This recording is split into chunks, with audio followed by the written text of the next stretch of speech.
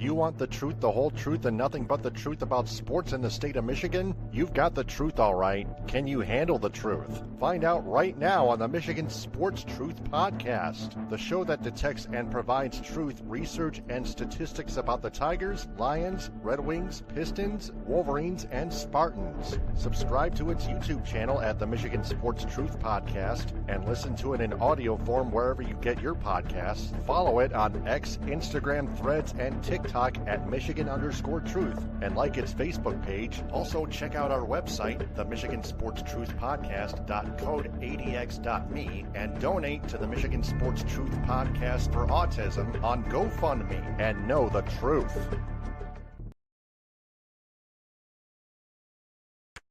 Taylor Phillips here, your Michigan Sports Truth detective. Welcome to another episode of the Michigan Sports Truth Podcast. Our disclaimer reads, this podcast is hosted by someone who has autism and is not for entertainment purposes. The views expressed by the audience, let alone fans, do not reflect the truth and reality about our teams. So we're going to talk a lot of Tigers, a lot of Pistons, a little bit of Red Wings, Spartans, and Wolverines basketball. Let's start off with the Tigers Tribune. Hot stove update. The Tigers signed former Houston Astros starting pitcher Framber Valdez to a 3-year, $11.55 million contract. Now, Framber Valdez could help Tarek Skubal for 2026, and we'll get to Skubal in a minute. But my goodness, a 3-year, $115 million. Wait a minute. Check that. Let me correct this here. Ta-da, there we go. The Tigers signed former Houston Astros starting pitcher Framber Valdez to a 3-year, $115 million contract. That is a lot of money. Let's get that right. Hokey smokes, Bullwinkle. Valdez. Where the hell is he? He's not on the roster yet, but I'm going to try to go to the Major League Baseball website. There we go. Framber Valdez. There we go. On MLB.com. Then I'm going to turn on the screen sharing device, mechanism, whatever you want to call it.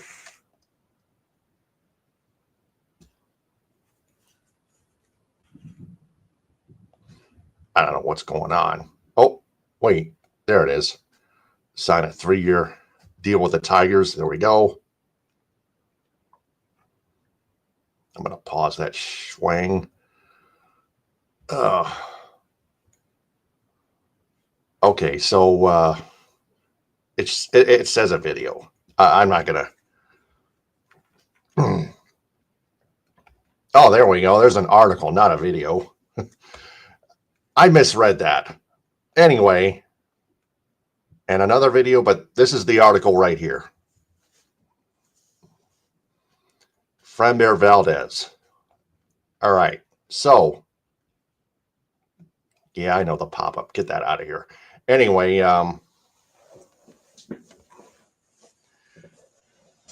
man, he did not look so good in his last 7 games. A 6.13 ERA, 2-5 record. But wow. Last year, a 3.66 ERA. What age is he? Let's see. He wore the number 59. That's going to be 32. Valdez is 32 years, going on 32 years old, going on 33. But his whip career 124, 360, Last year, 124, 366. Career ERA, 336. Career whip, 120. But the Tigers are going to add him to the starting rotation along with Tarek Skubal, Casey Mize, Jack Flaherty, and Reese Olson. And that's going to lead to some Tarek Skubal news, of course. But Framber Valdez could be a valuable starter for the Tigers. The Tigers are going to look like they're going to go all in with their starting pitching rotation. But here's my issue with the Tigers going all in, trying to win. They still have the same batting lineup. Of course, they still have Gleyber Torres. They've got Spencer Torkelson, Riley Green, Zach McKinstry, Dylan Dingler, Jake Rogers as a backup, Colt Keith, Jahmai Jones, who has been hitting really good, but et cetera, need I go on and on. But I just don't think this lineup is good enough to win, to score enough runs to win, leaving your starting pitchers high and dry. And if you can't score much, you can't win many games. You just can't. You're gonna keep losing in low scoring, in close, low scoring, more close scoring. You're gonna keep losing in more close, low scoring affairs, and just not gonna be able to contend for a World Series championship. So, as better of a hitting coaching staff that you have, you're still not going. It's still going to take time to develop your same players in your lineup, on your roster, on your non-pitching roster, the hitting roster, if you will. So you still need better bats. You need Scott Harris and Jeff Greenberg still need to look for better hitters. If there are any free agencies, if there are any free agent hitters out there that are good, still, Harris and Greenberg better get the heck after it. And that leads to the Tigers Tribune special report. Tarek Skubal recently won his arbitration case against the Tigers with his bid of $32 million over the Tigers' bid of $19 million, which means he will mathematically make $13 million in his one arbitration case. But the Tigers, according to Ken Rosenthal, MLB Network insider and columnist, will keep him in 2026. So for 2026, the starting rotation will indeed be Skubal, Valdez, Flaherty, Mize, and Olson. Olson's not going to be on the in the rotation to start the regular season, but he'll be back at some point later on afterwards. However, like I said before, they need bats, but the Tigers still need Tarek Skubal, of course. They need pitching. They need starting pitching, of course. They need some better bullpen help. Tommy Canley just flat out blew his own tire in Game 5 of the 15th inning in Seattle at T-Mobile Park against the Mariners, who went on to lose to the Blue Jays in the ALCS rather. The Mariners beat the Tigers in 5 games, all 5 games in the ALDS, of course, which I had a strong negative gut feeling what happened.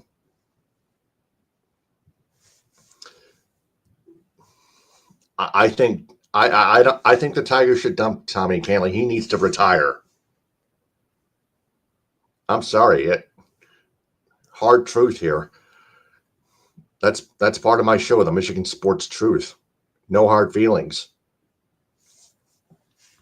So the Tigers will need a replacement for Tommy Canley. So now the Pistons post-trade alert.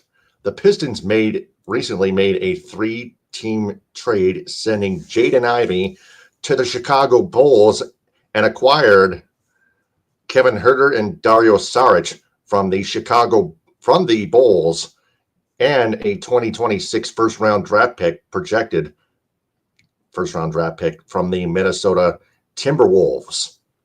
That's the third team that we're focusing on. I don't even know what or who the Timberwolves got in return. Apparently nothing. If nothing is shown, I would assume nothing.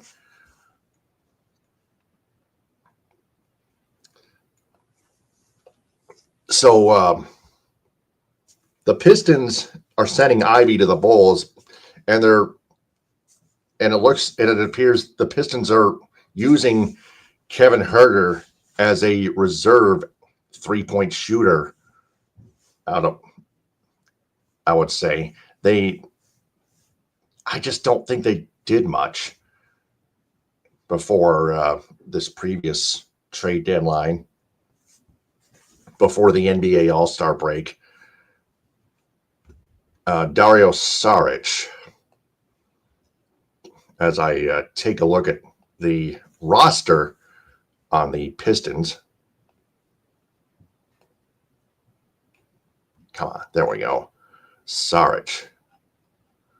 Where the blazes is he?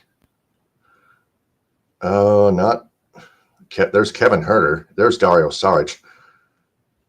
Let me turn on the screen sharer right about now. Dario Saric. His bio.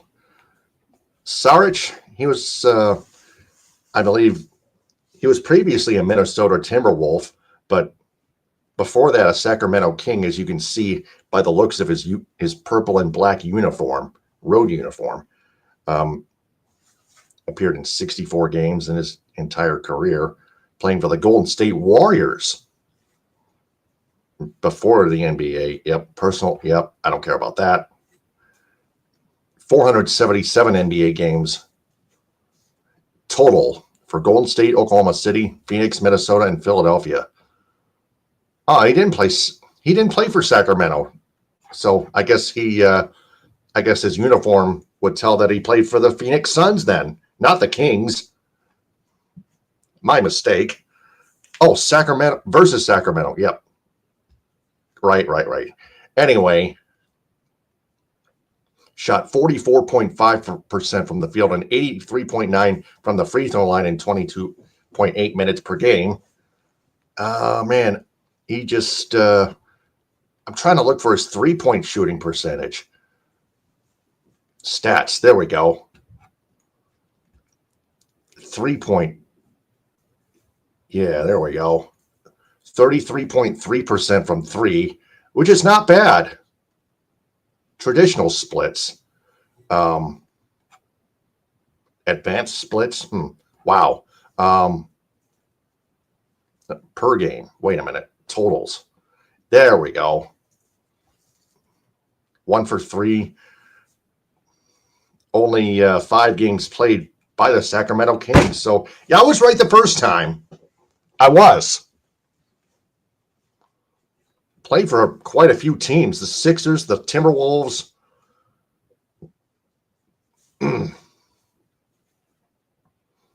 Yeah, he got the Pistons got Dario Saric apparently from the Kings. So it might have been a 4-team trade, for goodness sake. Unless he was listed on the Bulls roster and not even played a single second for the Bulls. His most playing time, wow, 2,022 minutes with both the Sixers and Timberwolves back in the 2018-19 season.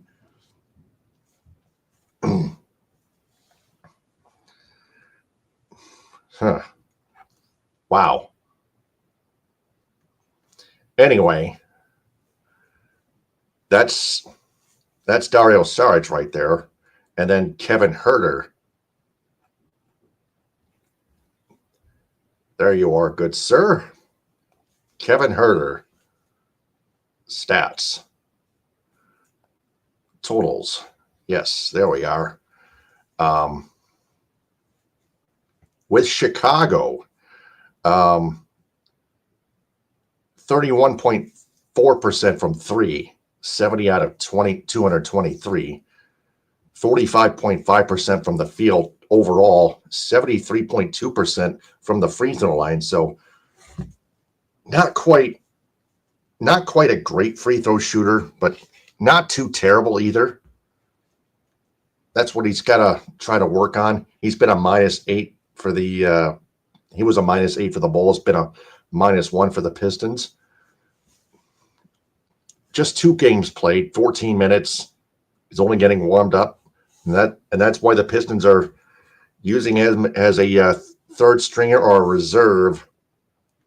Same thing, 3-point primitive shooter. So there you go. So for the 2026 NBA draft, the first round draft pick from the Timberwolves that the Pistons received, we'll just have to wait and see. So the Pistons, as we turn on the screen sharing again, they lose to the lowly Washington Wizards, 126-117, which is an insult. The Wizards are a bottom-feeding team, which is different. Which is a different story from Jalen Duren's sore knee or ankle, which puts him at which clearly puts him out of the NBA slam dunk contest and apparently the NBA All-Star game itself as well. But Jalen Duren was a -15, only 4 points before he got injured, just 2 for 6. Not a good night for him. Cade Cunningham, 30 points, but a -16. The Pistons just didn't. What the heck happened to their defense? Where did it go?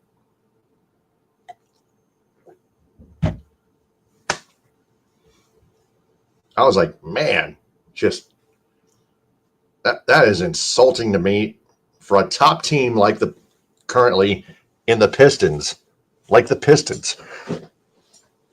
to lose to a bottom-feeding Wizards team like that at home. That really pissed me off. No, it didn't get me to panic. No way. That's the Pistons. And the insulting thing, and the most disappointing thing about this is the Pistons are a lot better than that. They're like at least 10 times better than this. They really should. Cade Cunningham can't do it all by himself. 10 of 21 from the field, over 3 from 3, 10 of 13 from the stripe, from the charity stripe, 76.9% free throw shooting percentage. 8 assists, 8 rebounds, almost a triple-double if you ask me. 30, 8 and 8, 30 and 8 and 8. Ron Holland, a double-double, 11 points, 10 rebounds. Asar Thompson, 13 points, but a -5. Almost everyone was a minus there. That cannot happen. And then the Pistons go really mad from that and whoop on the Knicks again, demolishing them 118-80. Wow. Everyone for the Knicks was a minus. Yep. Forget it. Jalen Brunson, though, just 12 points. Good defense on him. Mikal Bridges, 19. Not bad for him, but only 3 Knicks players in double figures. Jordan Clarkson. Who the hell is he? 11 points off the bench. But 5 Pistons in double figures. Tobias Harris and Isaiah Stewart with 15 points each. Cade Cunningham with just 11, but 7 assists, 4 of 11. But it's a team effort. Cade Cunningham, we can't just depend on Cade Cunningham to do it all by himself anyway. Sometimes he has great nights, other times he has not so great nights, but the entire team was there to back him up. Paul Reed, 12 points. Dennis Jenkins leading the entire team in scoring with 18 points off the bench. Wow. The Pistons routed the Knicks yet again, this time without Jalen Duren. But Jalen Duren, of course, will not be out for way too long. Just soreness. And he'll be back, and he'll apparently be back after the NBA All-Star break entirely. And Kevin Huerter, 8 points, along with Javonte Green, also 8 points. Chaz Lanier, 7 points. Wendell Moore Jr., just 1 rebound, 1 block, a little bit of defense there. But the Pistons, just an absolute astounding, authoritative response from their ugly loss to the bottom-feeding Washington Wizards team.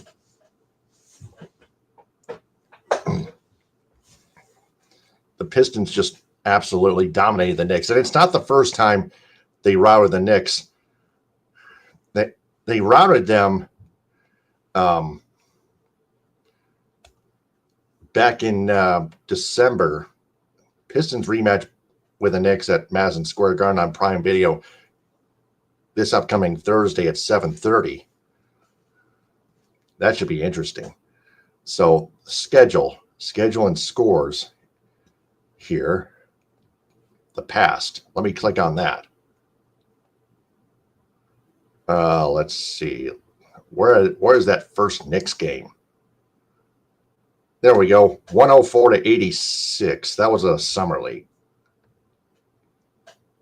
I blazed right past that. My apologies, folks. There we go. 121-90. They whooped him by 31 points. This past Friday's game, the Pistons clobbered the Knicks by 38. They led by as many as 43 points, mind you. They led by that many points in the fourth quarter. The Pistons just would not stop. Even with the reserve players. Even the reserve players were dominating the entire Knicks team. Oh my goodness. Both of those games were at home. Both of those meetings were at home. So the first meeting this upcoming Thursday between the Pistons and Knicks will take at Madison Square Garden will take place this Thursday. So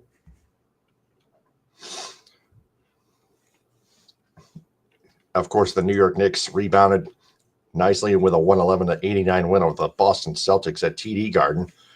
One of the biggest NBA rivalries, New York and Boston, not to be confused with the Yankees and Red Sox.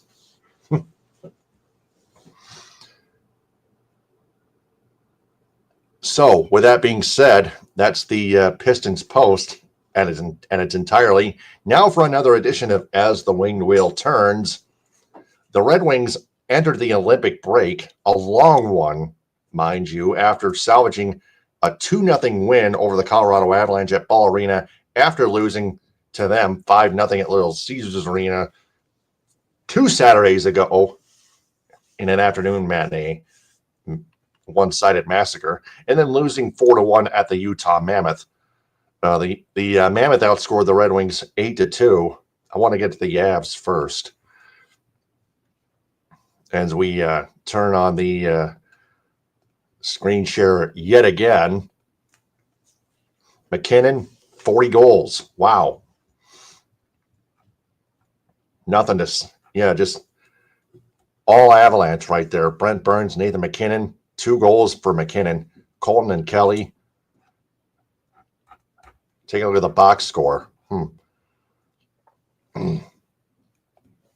just a rough game for whoever was in net. Gibson, he got chased. That was a fluke for Gibson, but then again, the Avs have a very freaking powerful offense on the ice. Made only 13 saves out of 17 shots. Gave up 4 goals. Played just 2 periods. Cam Talbot, three saves out of 4 shots. The Avs just wouldn't stop the bleeding. The Red Wings outshot the Avs 28-21. Just awful goaltending in that game.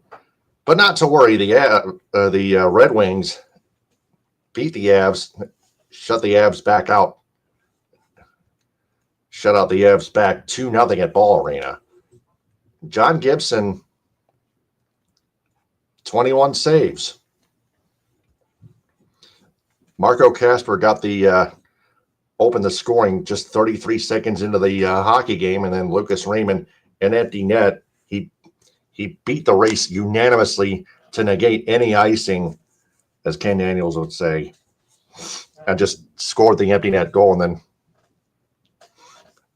of course, an Avalanche player would just whack his stick against the post, breaking it in half. He didn't mean to assault Luke. He didn't mean to hurt Lucas Raymond. He didn't. He really didn't. The Avs, oh my goodness, 14 penalty minutes. The Red Wings only 4. Huh. Wow. Gibson played a much better game in net in Denver than in Detroit. That's all we know. That's all we know at the moment. But really,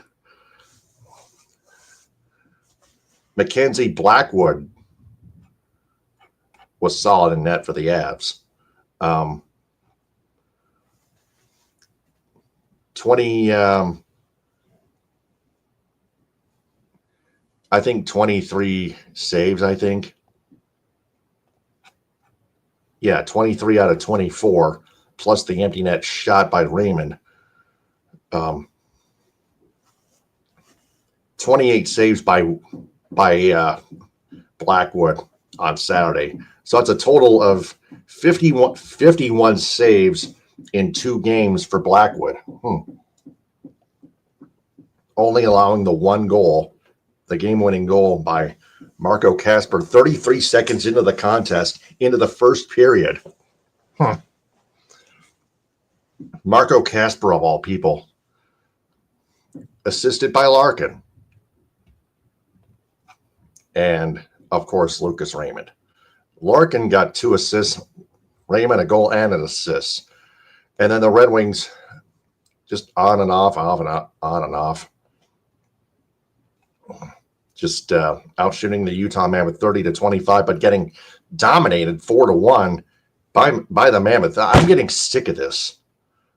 I'm getting sick of the Red Wings leading in shots on goal and then getting unanimously outscored by any opposing team.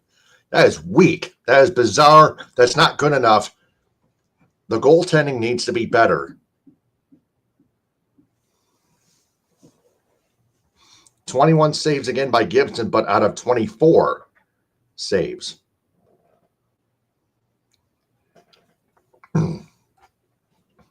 That's just not good enough. That's just not nearly good enough. Sean Dursey, the Utah Mammoth, the former Arizona Coyotes team. Nick Schmaltz, Dylan Gunther, unassisted, 2 unassisted goals. Nick Schmaltz, a power play goal and an assist on Clayton Keller's empty net goal. Clayton Keller, former Arizona Coyote. Larkin got a power play goal, the lone scorer for the Red Wings, from Van Riemsdyk and Sider. So here's where the Red Wings stand right now. The Red Wings back into 3rd place.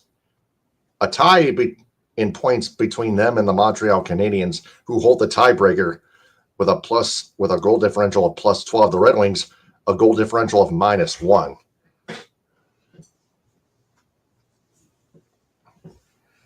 Yeah, I really, I can't take it. The Red Wings are often are on their Olympic break. That's where they stand right now. They return to action on the 26th this month in Ottawa against the Senators at 7. And at the Hurricanes on the 28th. A 3-game road trip, March 2nd. That's on a Saturday. I think, March 2nd. That's on my sister's birthday, by the way. But anyway, that's on an afternoon game on a Monday afternoon at 2 on March 2nd against the Nashville Predators. Take a look at them. The Nashville Predators they're getting better as well. Just 4 points back of the second Western Conference wildcard spot, being possessed by the Anaheim Ducks, who have 63 points, 30-23-3. The Nashville Predators, 26-24-7. The Senators, take a look at them. 6 points back, 3 spots back of the Boston Bruins. Senators, 63 points, 28-22-7. The Boston Bruins, 32-20-5. The Carolina Hurricanes, they lead the Metropolitan Division, 36-15-6 with 78 points total. A goal differential of plus 34. And they've won 3 straight going into the Olympic break. So that tells you the Red Wings have better step it up. The fans can complain all they want about scheduled losses and crap. I don't care. The Red Wings are a better team than that, coached by Todd McClellan, of course. So the Red Wings can rest up during the Olympic break, except for those who are participating in the Olympics. Dylan Larkin, for example, Alex DeBrincat. I know I'm hearing that Patrick Kane's not entering, but so I guess he can rest up and re-energize at least. That's another edition of As the Winged Wheel Turns. Now, the Spartans Span men's basketball edition. The number 10 Michigan State Spartans were upset by the Minnesota Golden Gophers, 76-73 at Williams Arena, and then they rebound with a hard-fought 85-82 victory in overtime against the number 5 Illinois Fighting Illini.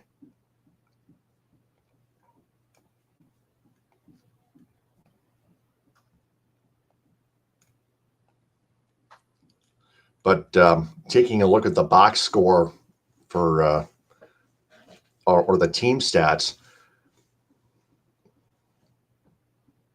turnovers, just 6 by Minnesota, 9 by MSU. MSU 9-0 in fast break points, 30-24 in points in the paint.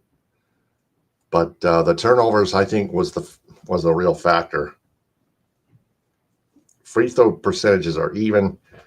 3-point percentages won by Minnesota, 48-38%. Field goal percentages, 48-45. Minnesota percentage-wise. So the Gophers won in those three categories. They led MSU 32-21 at halftime. This was a concerning that was a red flag right there for MSU fans right there. So that was just a sluggish start by Michigan State right there. Jeremy Fears Jr., 10 points. He back kicked a Gopher player right in the nether regions, and he did not get disciplined by it. Tom Izzo threatened to bench him, but he decided not to. It was just a warning. Jordan Scott 15, Cohen Carr 16, Trey Fort 12. Look at this. Jalen Crocker Johnson, 22 points. Kate, oh my God. All 5 starting Gopher players in double figures. Kate Tyson, 17. Langston Reynolds, 14. Bobby Durkin, 13. Isaac Asuma, 10. No bench player even scoring a single point. Just terrible game by MSU, but the Spartans rebounded nicely. It was a tough game against number 5 Illinois. MSU did outshoot Illinois 43 to 37% in the 85-82 overtime win at Breslin Center just last night. The turnover battle, Illinois won 8-4, but MSU out-rebounded Illinois 48 to 38. But MSU played their hearts out. Just gotta use their brains with how they take care of the basketball. 3 Illini players in double figures. David Merkovich, 18 points. Andrei Stojakovic, 17. Keaton Wagler, 16. For MSU, Jeremy Fears, 26 points. Wow. Kerr Tang with a game-winning 3, 10 points. Not bad. Jackson Kohler with 10. Jordan Scott with 11. Carson Cooper with 9. Cohen Carr with 8. Cam Warner with 8. And Trey Ford with just the other 3. But the Spartans thought they had it won in regulation, but they committed a foul at the buzzer. Illinois tied the game, making both free throws. With 1 second left, MSU tried to win it at the buzzer, but nope. MSU led by 6. An NBA 3 was hit by an Illinois player, and then a turnover, and then a 3-point attempt to try to tie it. Close, but no cigar. MSU just barely held on. Put the game away more comfortably. What is this, a stupid circus show? Stupid. MSU needs to use their freaking heads. They got at Wisconsin this Friday, not until this Friday at 8 on Fox at Kohl Center. Take a look at that. It's almost, the matchup predictor percentages are almost even Steven there. Nick Boyd, 20 points per game. Cover him. Also, Nolan Winter, 8.8 rebounds. He's a guy to watch in the post near the rim, near the restricted area. And then they got home against UCLA a week from Tuesday at 8:30. That's televised, I think, on Peacock or one of it. It's not televised. It doesn't say a channel of any sort, but that, I guess that's to be determined. UCLA is 17-7. MSU is 20-4. So Tyler Bilodeau, 18.3 points. Another guy to watch. 52.2% field goal shooting percentage. Wow. I want to take a look at him. 3-point percentage. Let's see. 45% from behind the arc. 45.0% from behind the arc. That's he can really shoot accurately for the Bruins. He really can. Then home against Ohio State at 1 on CBS, which we'll get to next. I forgot to turn on the screen sharing. Hang on a second. There we go. So again, turnovers 9-6, MSU. Jeremy Fears 10 points, Cohen Carr with 16. Turnovers 8-4 MSU, but Jeremy Fears 26 points. Wow. And like I said before, Nick Boyd 20 points per game, Nolan Winter 8.8%, 8.8 rebounds per game. Then UCLA, Tyler Bilodeau, 52.2 points per game, 45.0%, 52.2 percentage in field goal, 45% from the from 3-point range. Holy cow. Watch that guy. Keep an eye on him. Cover him as more than as many times as you can. Because he's a dangerous son of a gun.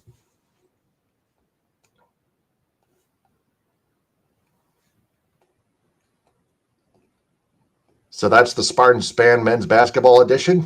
Now for the Wolverines World Beat men's basketball edition. Number 2, Michigan rolls past Penn State. The Nittany Lions 110-69 at Chrysler Center, and then dominates the Ohio State Buckeyes 82-61 at Value City Arena. What can we say? The Wolverines just keep on dominating. They keep on dominating their opponents. They dominated MSU, then number 7 MSU at Breslin Center, 83-71. They led by as many as 18 in that game.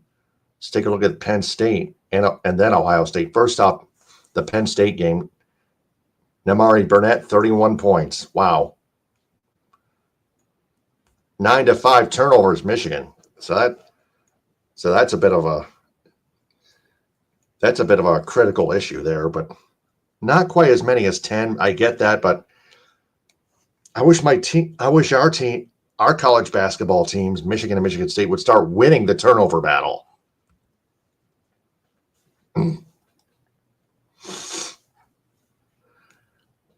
So with that being said,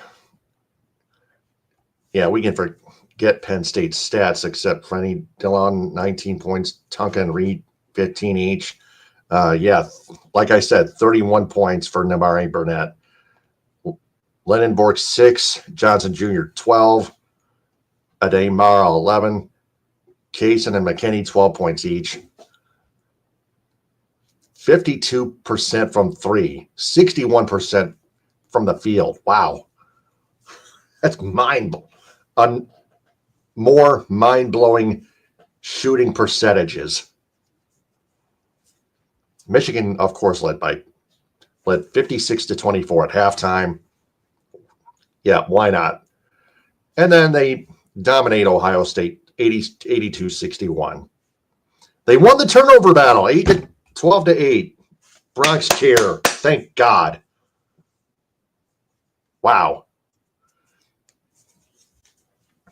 And then, of course, the shooting percentages right here, except the free throw percentages, 88-86 Ohio State.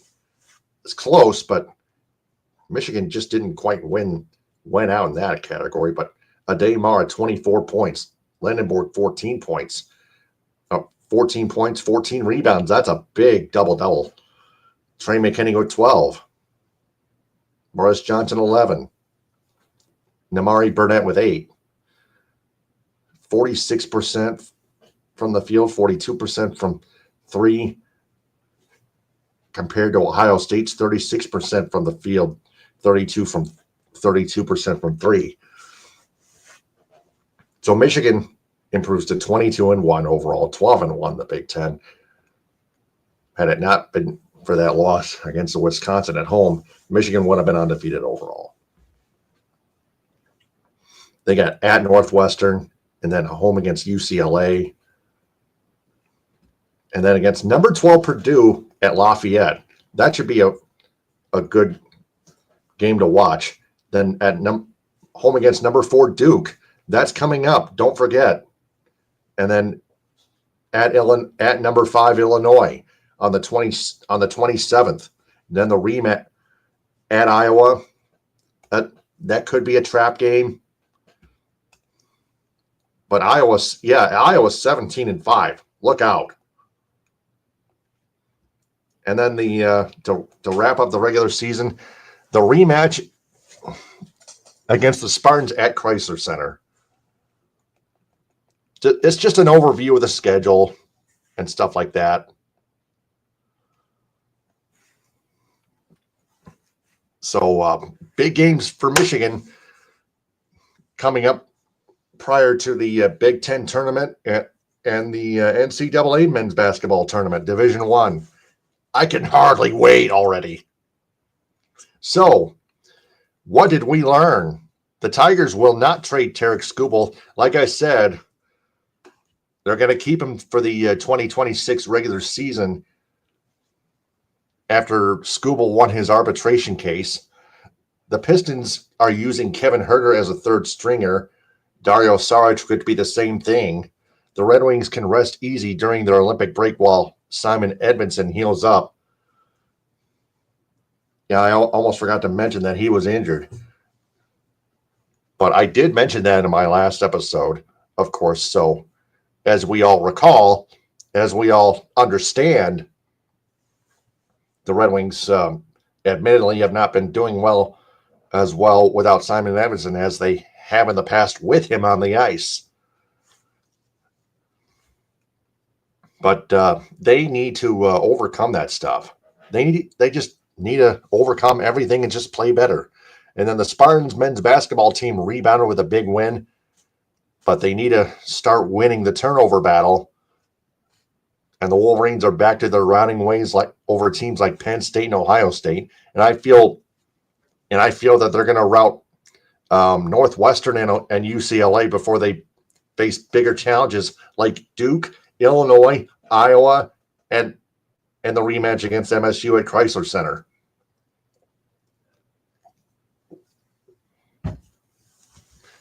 So I think, hold on. Do the Wolverines rematch with the Wisconsin Badgers at all? No, they don't.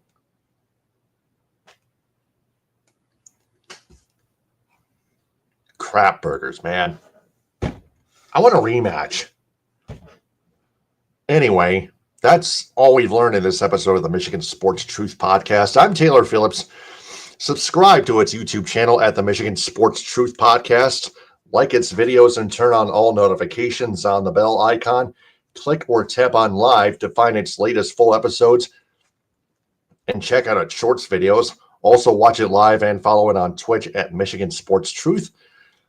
And listen to it in audio form on Spreaker, Spotify, iHeartRadio, Apple Podcasts, Amazon Music /Audible, CastBox, Deezer, Podcast Addict, Podchaser, and Jio7.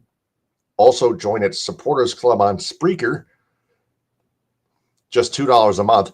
On social media, follow the Michigan Sports Truth Podcast on X, Instagram, Threads, and TikTok at Michigan_Truth and on Reddit at u/Michigan_Truth. Also like its Facebook page, facebook.com/Michigan Sports Truth, and on Patreon, patreon.com/Michigan Sports Truth.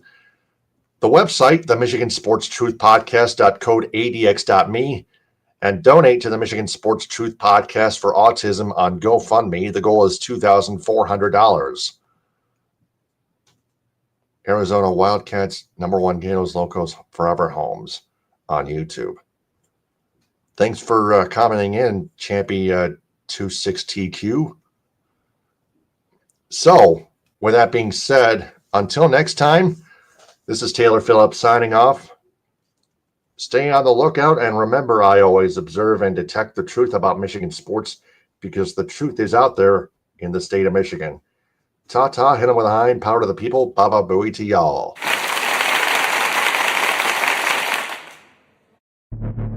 High-speed internet service provided by Cherry Capital Communications in Elk Rapids. Visual wardrobe prompts provided by Creative Embroidery of Cadillac. Statewide business endorsements go to Fox Motors, Cops and Donuts, Grand Traverse Pie Company, J&H Family Stores, Positive Chimney and Fireplace, Farm Bureau Insurance, Michigan's Adventure, Alpine Chocolate House in Manistee, Boyne City, Gaylord, Plymouth, and Sault Ste. Marie, Hudsonville Ice Cream, Grandpa's Mini Donuts, Rally House Michigan and Rally House Detroit, Tom's Food Markets, Beacon and Bridge, Fago Soda, Detroit Wing Company, Simply Delightful, JR's All-Star Haircuts for Men, Tropical Touch Spa, Main Street Rocks, G's Pizzeria, Westco, 7 Brew Coffee, Gardner White Furniture, and BC Pizza.